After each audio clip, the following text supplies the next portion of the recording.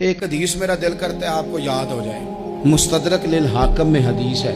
حضرت انس بن مالک رضی اللہ تعالیٰ عنہ فرماتے ہیں ایک بھائی حضور کی بارگاہ میں بیٹھا رہتا تھا.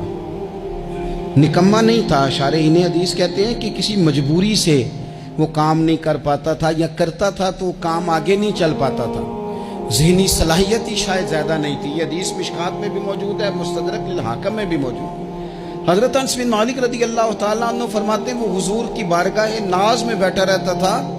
اس کے بھائی نے آ کے شکایت کی، یا رسول اللہ صلی اللہ تعالیٰ علیہ وسلم، یہ کوئی کام ہی نہیں کرتا، کوئی محنت نہیں کرتا، کوئی جدوجہد نہیں کرتا، آگے نہیں بڑھتا.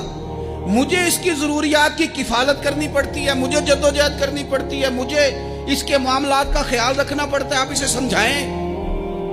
تو حضور نے بہت سارے لوگوں کو سمجھایا جو کام نہیں کرتے تھے. ہمیں سیاستہ میں وہ حدیث بھی ملتی ہے جس بندے کو نبی پاک صلی اللہ علیہ وسلم نے کہا تھا کہ تیرے پاس جو بھی گھر میں ہے لا. تو وہ پیالہ اور کمبل لائے تھے، حضور نے بیچ کے کہا تھا جا کلاڑا خرید کے لا اور لکڑیاں کاٹ کے تو بھیج کے اپنا اور اپنے گھر والوں کا پیٹ پال. یہ ساری باتیں اپنی جگہ پر یہاں نبی پاک نے ایک روحانی مسئلے کا حل بھی بتایا. اللہ کے محبوب علیہ السلام سے عرض کی حضور یہ یہیں بیٹھا رہتا ہے اور سارے ہی کام مجھے کرنے پڑتے ہیں. حضور نے نظر مبارک اٹھا کے بھائی کی جانب دیکھا جو بھائی کا شکوہ کر رہا تھا. تو کریم محبوب فرمانے لگے ہو سکتا ہے یہ جملے میرے محبوب کے، ان کو کہیں لکھنا، ان کی مٹھاس دیکھو، ان کا حسن دیکھو، اور بھائیوں کی محبت کے بیج جو رسول پاک پیوند لگا رہے ہیں اور جوڑ رہے ہیں، اور جس انداز میں بھائی کو بھائی سے ملا رہے ہیں، اس لہجے کے حسن کی مٹھاس کو بھی ذرا چکھ کے دیکھو. حضور فرمانے لگے ہو سکتا ہے رب تمہیں جو رزق دے رہا ہے وہ اسی بھائی کی وجہ سے دے رہا ہے. بھائی بھائیاں دے ویری ہوندے تے بھائی ہی بھائیاں دیاں باواں. او بھائی ہو سکتا ہے اس کی وجہ سے تجھے مل رہا ہو، اس کی وجہ سے. وہ دروازے نہ بند کریں جن دروازوں کی برکت سے روزی آتی ہے.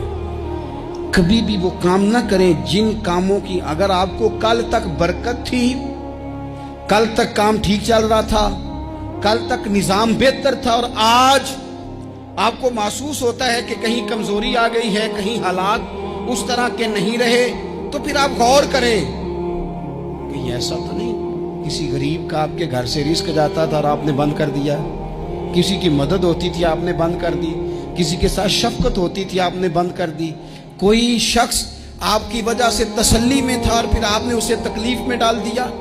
اللہ کے محبوب نے فرمایا تمہارے کمزوروں کی وجہ سے تمہیں رزق دیا جاتا ہے، تمہارے ضعیفوں کی وجہ سے تمہیں رزق دیا جاتا ہے.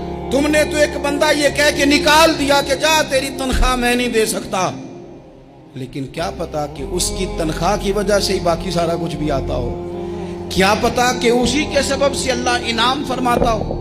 لہٰذا ان روحانی مسائل کا بھی تھوڑا سا خیال کریں.